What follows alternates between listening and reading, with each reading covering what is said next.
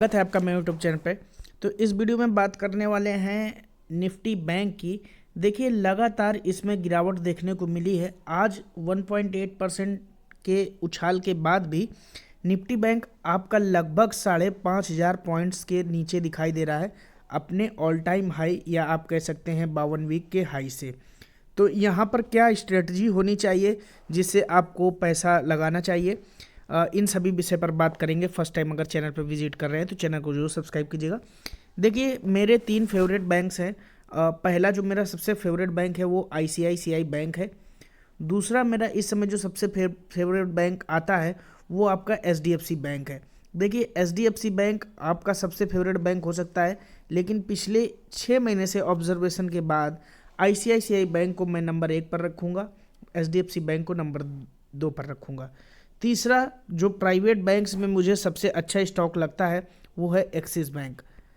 इसके बाद अगर बैंकों की बात कर ली जाए तो इंडसइंड बैंक और एसबीआई जैसे स्टॉक भी हमारे लिए अच्छे साबित हो सकते हैं आने वाले टाइम पे। और एसबीआई तो आपने देखा होगा पिछले 1.5 साल में लगभग 3 गुना भी हुआ है अपने लो से। तो अब ये समझ में आता है कि किस स्टॉक को आप चुनें, क्योंकि जैसे ही आप कोई स्टॉक लेते हैं शॉर्ट टर्म के लिए प्रॉफिट बुक करने के लिए, स्टॉक गिर जाता है और फिर आपका पोर्टफोलियो नीचे चला जाता है। तो जिन लोगों का ये सवाल था, तो जो लोग तो पहले से चैनल पे जुड़े हैं उनको तो अच्छे से पता है कि मैं अब क्या बात करने वाला हूँ, लेकिन जो लोग आज नया जुड़ रहे हैं और पहली बार वीडियो देख रहे हैं तो उनके लिए ये चीज़ बहुत ही कारगर रहने वाली है जो मैं आज बताने वाला हूँ। देखिए बात करेंगे निफ्टी बैंक की पहले हम, उसके बाद हम अपने उस पर पहुँचेंगे ट्रिक्स पर। देखिए 41,829 का हाई बनाने के बाद निफ्टी बैंक में लगातार गिरावट की स्थिति देखने को मिली थी और आज भी 36,364 लगभग 5,500 पॉइंट्स अभी भी नीचे है आपका निफ्टी बैंक। ऐसे में ऊपर जाने के चांसेस ज़्यादा है क्योंकि बहुत हद तक टूट चुका है अभी और लगभग 6250 पॉइंट नीचे था आज का मार्केट खुलने से पहले। चलिए इनमें से कुछ टॉप स्टॉक्स की बात कर लेते हैं जो आज तेज़ी में रहे। इंडसइंड बैंक, मैंने आपसे कहा था कि 880 में स्ट्रॉन्ग सपोर्ट है, यहाँ पर आप ख़रीदारी कर सकते हैं, पर अगर आपने नहीं की है तो यहाँ पर आप सोच सकते हैं क्योंकि अभी भी स्टॉक काफ़ी ज़्यादा नीचे है और पिछले कुछ दिनों में तो लगातार नीचे की तरफ से गिरता हुआ दिखाई दे रहा है। बात करेंगे आरबीएल बैंक की, तो इस बैंक को मैं ट्रैक नहीं करता हूँ इसलिए इस बैंक के विषय में ज़्यादा बात नहीं कर सकते हैं, लेकिन फिर भी आज ये बैंक आपका बैंक निफ्टी के 5% तेज़ी पर है। आईडीएफसी फर्स्ट बैंक की बात कर लें तो बहुत ही बेहतरीन बैंक है, ये आपका 3.81% तेज़ है और इसके लिए तो मैंने आपसे लगातार बात की है। एक्सिस बैंक मुझे लगता है कि पिछले 15 दिन में 3 से 4 वीडियो मैंने डाले होंगे इस पर, आप देख सकते हैं बहुत ज़्यादा नीचे चल रहा है। अपने ऑल टाइम हाई 866 रुपये के आसपास ऑल टाइम हाई है इसका जहाँ तक मुझे याद है। तो आप देख सकते हैं 679 अभी भी आप बेस्ट बाइंग लेवल है, यहाँ पर आप बाइंग कर सकते हैं। 700 के नीचे आप जितना स्टॉक खरीदना चाहें एक्सिस बैंक में आप खरीद सकते हैं। एसबीआई 500 के लेवल को तोड़ करके लगातार नीचे करेक्शन दिखाता हुआ आप देख सकते हैं एसबीआई भी आज 3.5% तेज़ दिखाई दे रहा है। इस तरीके से जो मेरा फेवरेट बैंक है आईसीआईसीआई बैंक, आप देख सकते हैं 2% की लगभग तेज़ी दिखाई दे रहा है 727 पर। रिजल्ट के दिन इसमें लगभग 10% के उछाल देखने को मिले थे, इतना शानदार रिजल्ट था। बंधन बैंक शॉर्ट टर्म के लिए सबसे अच्छा बैंक रहता है ट्रेडिंग करने के लिए, तो आप देख सकते हैं 276 के आसपास दिखाई दे रहा है 350 के लेवल को तोड़ करके। और जो दूसरा नंबर का सबसे बेहतरीन बैंक है और अभी भी मैं मानता हूँ इस बैंक का कोई भी तोड़ नहीं है, वो है एचडीएफसी बैंक, 1500 के लेवल पर दिखाई दे रहा है। तो ये सारे बैंक्स अपने हाई से लगभग 20 से 25% करेक्ट होकर के नीचे आए हैं। ऐसे में आप कौन सा बैंकिंग स्टॉक चुनो, उससे बेहतर है कि आप कोई एक सेक्टोरियल फंड ले लो। मैं उस सेक्टोरियल फंड को आपके सामने रखता हूँ। आज बैंकों में तेज़ी की जो मुख्य वजह रही वो आप जान लीजिए कि कल इकोनॉमी के नंबर्स आए थे और जीडीपी का जो अनुमान लगा है 8.4% का, तो उसके बाद यहाँ पर बैंकों में तेज़ी। जब भी इकोनॉमी डाउन होगी तो बैंकिंग और फाइनेंशियल सेक्टर, जिसे हम शॉर्ट में बीएफएसआई सेक्टर भी कहते हैं, वो डाउन ही रहेगा। और जब भी इकोनॉमी तेज़ जाएगी तो सबसे तेज़ भागेंगे तो कौन से सेक्टर भागेंगे? बैंक्स भागेंगे और फाइनेंशियल सेक्टर भागेंगे।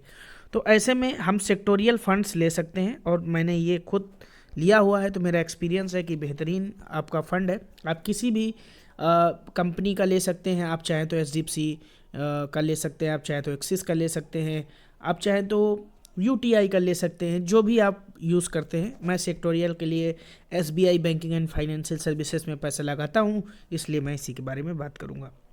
आप देख सकते हैं इन्होंने क्या किया हुआ है यहाँ पर। फाइनेंशियल सेक्टर यानी बैंकिंग वीएफएसआई सेक्टर में इन्होंने 92.77% आपका पैसा लगा रखा है। इंश्योरेंस में 5.83% का पैसा लगा रखा है। चलिए बात कर लेते हैं, अगर आप 1 लाख रुपए लगाते हैं तो डायरेक्टली 20.39% पैसा आपका चला जाता है यहाँ पर एचडीएफसी बैंक में। आप देख सकते हैं धीरे धीरे आईसीआईसीआई इसको टक्कर देता हुआ, तो यहाँ का पैसा जो है धीरे धीरे इन दोनों बैंक्स पर शिफ्ट होता हुआ दिखाई दे रहा है। एक्सिस बैंक अब नंबर 3 पर आ गया है। देख सकते हैं यहाँ पर आप अगर जोड़ेंगे तो लगभग 21 और 17 38% का तो निवेश आपका सीधा एचडीएफसी आईसीआईसीआई, और अगर ये आप जोड़ लेते हैं एक्सिस तो लगभग 45%, और स्टेट बैंक ऑफ इंडिया यानी 50% पैसा आपका उन बैंक्स पर डायरेक्ट चला जाता है जहां पर आप निवेश करना चाहते हैं स्टॉक्स लेकर के। तो यहाँ से आपको समझ में आता है। पोर्टफोलियो को बैलेंस करने के लिए इन्होंने एसबीआई लाइफ को भी ले रखा है और मनापुरम फाइनेंस लिमिटेड को भी ले रखा है। जो ये सारे स्टॉक्स आप देख सकते हैं, एचडीएफसी में भी एक हैवी करेक्शन दिखाई दिया था पिछले कुछ दिनों में। एसबीआई कार्ड्स में हैवी करेक्शन दिखा था, 4% का इसमें भी स्टेक बढ़ाया गया है। कोटक महिंद्रा बैंक, जिसमें एलआईसी ने कहा है कि हम अपना स्टेक 1 साल में 4% से बढ़ाकर 9.5% के आसपास कर देंगे, उस बैंक्स का ये अपडेट आया था। मैं आपको नहीं दे पाया क्योंकि मैं ज़्यादा इस बैंक पर ट्रैक नहीं करता हूँ, मेरा कोई इतना फेवरेट बैंक ये नहीं है। बात करेंगे बैंक ऑफ बड़ौदा की, जो शॉर्ट टर्म में बहुत ही बेहतरीन बैंक साबित हो सकता है। आप देख सकते हैं 3% है। एलआईसी हाउसिंग फाइनेंस लगभग 3% है। इंडियन बैंक, ये जो एक पीएसयू बैंक है, ये भी एक बेहतरीन बैंक है, आने वाले टाइम में बहुत अच्छे रिटर्न्स दे सकता है। और सिटी यूनियन बैंक में लगभग 1% का निवेश दिखाई देता है। मेरा ऐसा मानना है कि जब भी कभी कोई भी सेक्टर डाउन होता है तो लोग क्या करते हैं, ब्लू चिप फंड्स ज़्यादा लेते हैं। तो ब्लू चिप फंड एक तरह से किस तरीके का फंड होता है मैं बता देता हूँ, जिसमें आपका बीएफएसआई सेक्टर भी रहता है, आईटी सेक्टर भी रहता है, एफएमसीजी भी रहता है, आपका ऑटोमोबाइल भी रहता है। यानी कि एक सेक्टर के गिरने से आपका जो म्यूचुअल फंड का पोर्टफोलियो वो नहीं गिरेगा, लेकिन यहीं से आप रिटर्न्स कम कमाते हो। क्योंकि उसके लिए आपको काफ़ी वेट करना पड़ता है।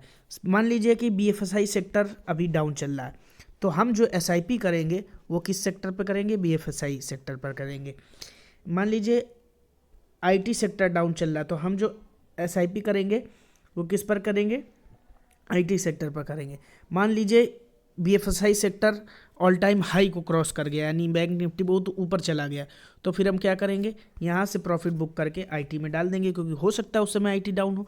नहीं तो एफएमसीजी में डाल देंगे, नहीं तो निफ्टी मेटल डाल देंगे, मेटल के म्यूचुअल फंड में डाल देंगे, नहीं तो हम किसी और एफएमसीजी के म्यूचुअल फंड पर डाल देंगे। तो इस तरीके से जहाँ जो सेक्टर डाउन है उस पर पैसा डालना है, और जो सेक्टर ऊपर है उसके पैसे को निकाल करके ही डालना है। तो इस तरीके से हम फटाफट पैसे कमाते रहेंगे और प्रॉफिट्स बुकिंग होती रहेंगी। लेकिन अगर हम ब्लू चिप फंड लेते हैं तो हम ये काम नहीं कर पाते। अच्छा, होता क्या है, लॉन्ग टर्म में सारे सेक्टर एक तरह से ऊपर जाने हैं, तो इसलिए आपको जो सजेशन दी जाती है कि आप एक ब्लू चिप फंड लीजिए, उसमें रिस्क कम है। लेकिन मेरा ऐसा मानना है कि अगर आप 25 to 35 की एज के हैं तो इतना काम तो हम अपने लिए कर ही सकते हैं कि ये सब प्रॉफिट बुकिंग्स करेंगे, क्योंकि म्यूचुअल फंड में लोग ज़्यादा प्रॉफिट बुकिंग्स पर ध्यान दे नहीं पाते हैं। लेकिन मेरा ऐसा मानना है कि इस पे भी हमें ये ध्यान देना चाहिए, क्योंकि जब हम हैवी अमाउंट लगाते हैं तो सबसे बड़ी चीज़ जो निकल के आती है लॉन्ग टर्म में वो होती है कि हमने कितने प्रॉफिट्स अर्न किए। वीडियो जैसा भी लगा कमेंट बॉक्स पे बताइएगा, और अगर आप फर्स्ट टाइम चैनल पे विजिट कर रहे हैं तो चैनल को जरूर सब्सक्राइब कीजिएगा। Thank you for watching. जय हिंद।